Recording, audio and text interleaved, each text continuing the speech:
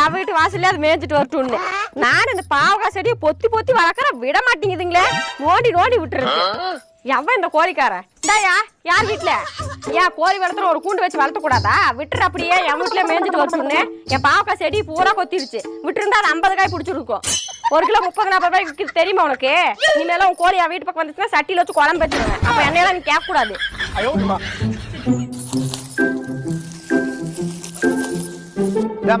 யாரு தோட்டத்துல வந்து நீ பிள்ளை இருக்கிறா பூரா தட்டியா இருக்கிற? ஏன் நாங்களாம் ஆடு மாடு வளர்த்தலையா? நாங்க எடுத்துன்னு போய் போட மாட்டாங்களா? நீ பாட்டு நெடு நெடு வந்து எல்லாத்தையும் எடுத்துன்னு கிடக்குறா.